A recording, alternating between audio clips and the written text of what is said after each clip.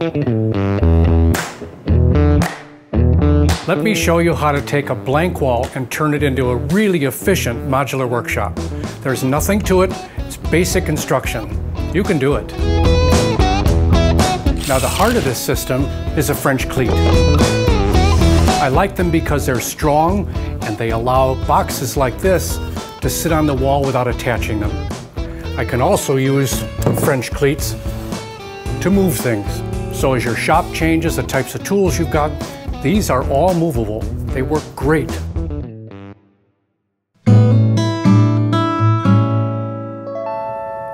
So our first addition to the one wall workshop is the workbench. It's an exceptionally stable bench. It hangs up against the wall nice and tidy, and yet at the same time has an awful lot of storage.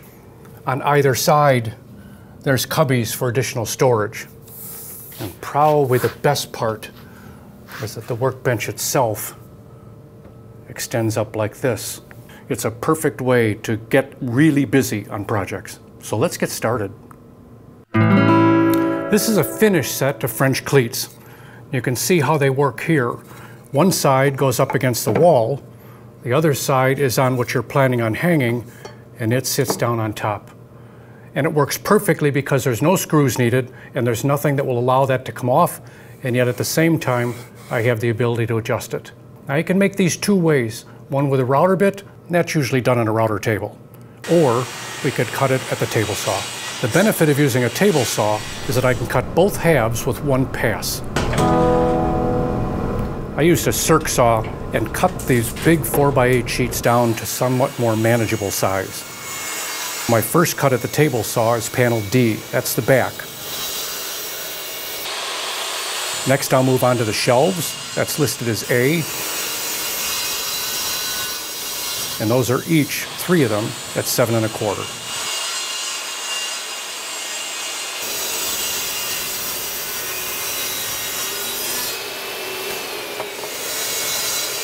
Now with one of the short pieces of scrap, I'll cut the front panels. Those are listed as E. So now I'll cut the upper shelf dividers, and that's B at 9 3/4 inch long. And C, the lower dividers, and those are 12 inches long.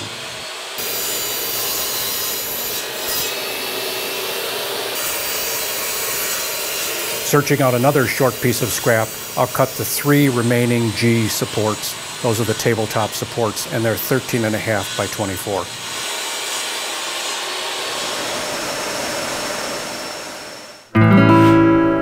It's now time to glue and clamp the tabletop supports.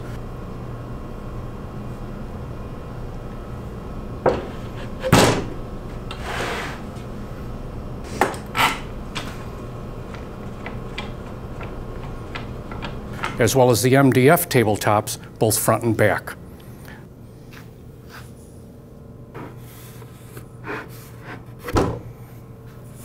It's also important to make sure that the edges and ends are even while clamping. Next step is to make the tabletop support template. The material I'm using for the template is 1/4 inch MDF. And I've used a square to make sure that all my lines are nice and straight. And the measurements for all 3 edges there are 2.5. This template now provides a perfect way to make all of the cuts in the tabletop support.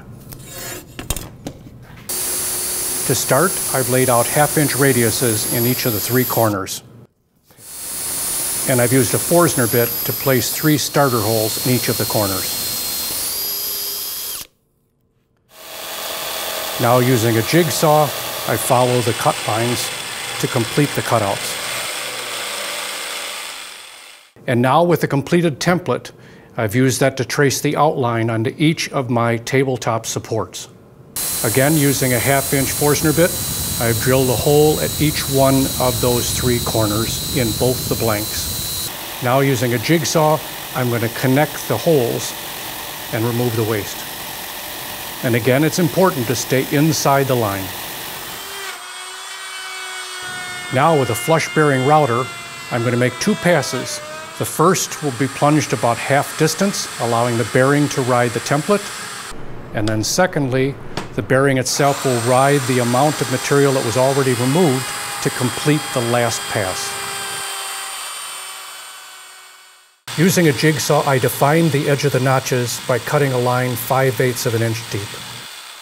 I clamped the tabletop support up and used a 2x4 to back up that top edge. With the 2x4 acting as a support, I used a palm router with a bit set 5/8 of an inch and routed out the rest of the recess.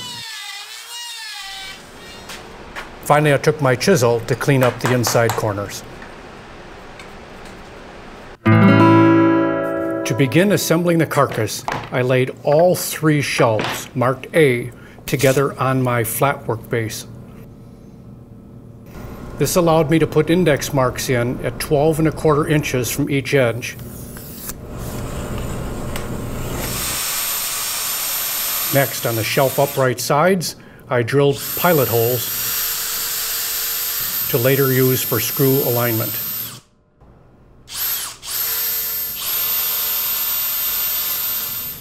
Next, I used 2 of those shelves, marked A, and C, the uprights, and glued and screwed those together.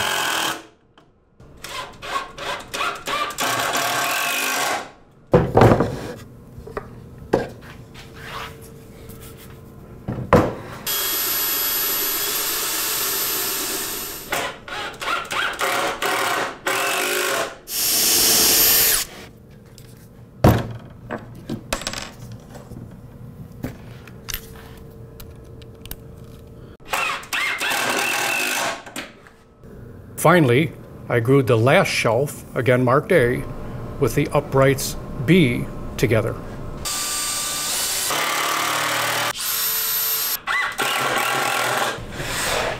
And after adding some glue, I attached the AB assembly to the AC assembly with clamps.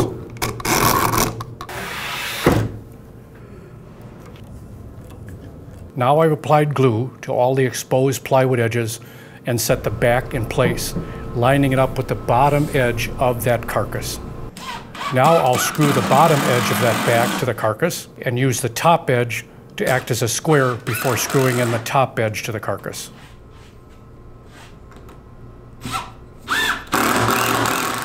Now I've laid the carcass on its back and screwed the front panels to both the left and right sides.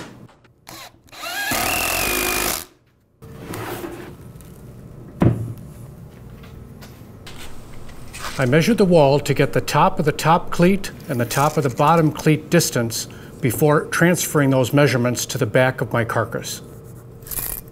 Now I've glued and screwed the narrow face of the cleat to the back of D with the beveled edge facing down. I placed the lower cleat in the same position, 14¾ of an inch from the top, and screwed that to the case.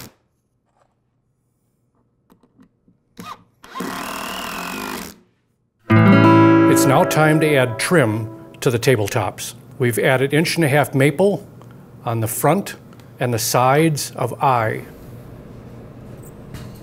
For H, same process, except that now we have all 4 sides.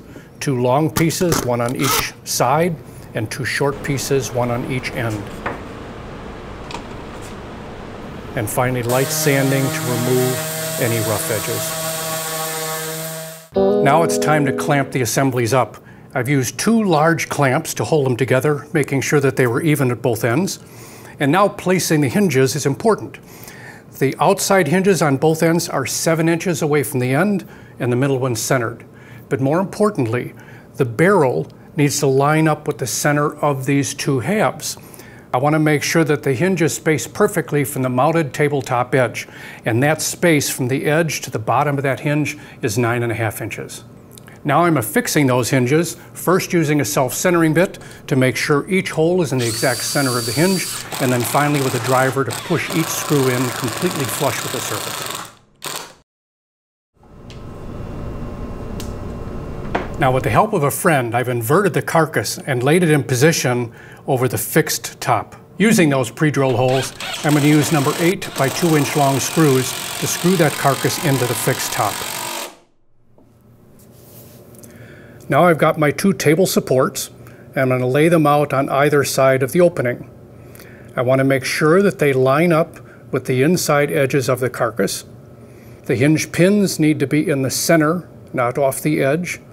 And secondly, I'm only going to attach the hinges through the middle hole on both the table supports and the carcass. Each of these holes will be drilled with a self-centering bit to assure that the hinges run freely once the screw is driven into them. Next, I want to test the swing to make sure that it clears the hinges once it's firmly in place. Well, here's our completed workbench. Again, I had a friend lift this and put it in position. It's an extremely sturdy but really heavy workbench, but I'm not concerned at all about its security. The French cleat system holds it to the wall well. Now, we just built this to scratch. You can finish it at any time. This can be finished now once it's done, maybe sanding away some of the little marks on it, or you can finish it while you're doing, which some people find easier. Again, it was a lot of work to put this together, but I think once you make one, you'll be thrilled that you did, and you'll use it all the time.